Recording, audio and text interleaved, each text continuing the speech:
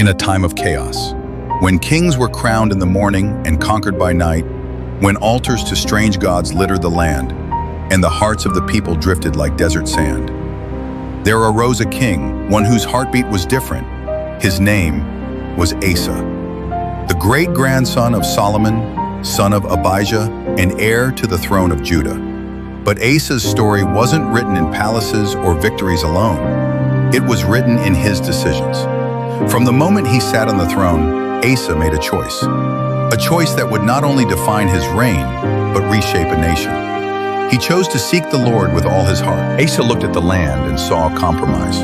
The high places, those shrines to foreign gods, stood tall in the hills. Asherah poles, Baal altars, incense-burning sites, everywhere. But Asa didn't flinch. He didn't negotiate with sin. He tore them down.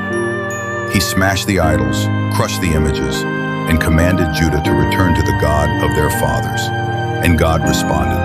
The land was silent from war. For 10 years, peace ruled. Cities were fortified, walls restored, the nation healed.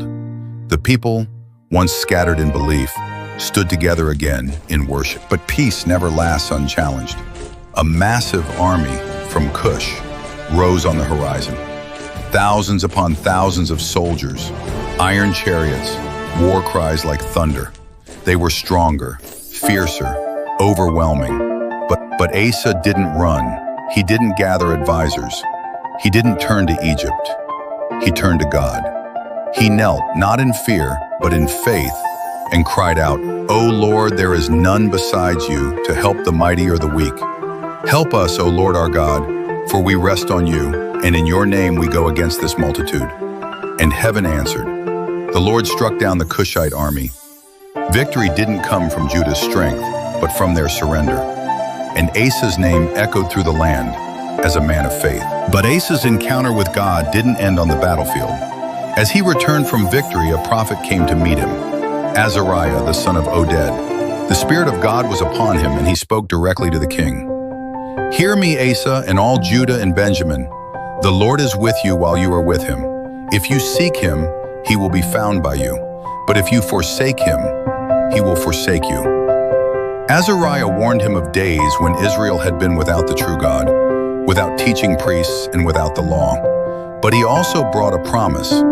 "But as for you, be strong and do not give up, for your work will be rewarded." Asa listened. He received the word with humility, and what followed was a revival. He gathered all Judah and Benjamin, and even people from the northern tribes who saw that the Lord was with him. Together they entered into a covenant to seek the Lord with all their heart and soul. They shouted with joy, blew trumpets, and rejoiced, because they had sworn allegiance to the Lord. And the Lord gave them rest on every side. And so Asa ruled in peace for many years, but time tests even the strongest hearts. In the 36th year of his reign, trouble rose, not from distant lands, but from the north. Baasha, king of Israel, a shrewd and ambitious ruler, began a bold provocation. He fortified Ramah, just 6 miles from Jerusalem, effectively cutting off Judah's access to trade and movement. It wasn't just a military move, it was economic siege. Baasha wasn't attacking with swords, he was strangling Judah's lifeline. And once again, Asa stood at a crossroads. This was the moment the fire in Asa's heart flickered. Instead of seeking the Lord, Asa turned to man. He took silver and gold, not from his palace, but from God's temple, and used it to bribe Ben-Hadad, king of Aram. "Break your treaty with Baasha," he said, "and help me." Ben-Hadad agreed. He attacked Israelite cities, forcing Baasha to abandon Ramah. From a human view, Asa's plan worked. The threat was gone, the people applauded, but heaven was watching. Then a prophet came, carrying words Asa once would have welcomed with trembling reverence. "Because you have relied on the king of Syria and not on the Lord your God, there will be consequences. From now on you will have wars." It was a sobering message, a divine warning, a call to return to the God who had once given Asa victory against impossible odds. But Asa was no longer the man he once was. Time and success had hardened his heart. Pride crept in quietly, slowly choking out the humility that once defined him. And instead of repenting, he turned on the messenger. The man who had once listened to prophets now silenced one. He threw the prophet in prison, not because the message was false, but because it wounded his pride. In the 39th year of his reign, Asa was struck with a painful disease in his feet.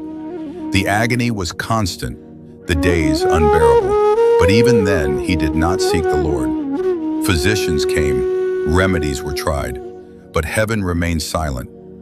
Not because God had turned away, but because Asa had. 2 years later, in the 41st year, Asa died, and the people mourned. They buried him with honor and spices, remembering the king he once was, his courage, his early faith. Asa began with bold faith and deep devotion, but he didn't finish the same way. Over time, success replaced surrender, and pride took the place of trust. When trials returned, he leaned on man instead of God. It's a reminder that past victories don't guarantee present faith. We must guard our hearts. Paul's words still warn us today. Let him who thinks he stands take heed lest he fall. God is still seeking hearts fully committed to him. Will yours be one of them? Thanks for watching. Don't forget to like and subscribe.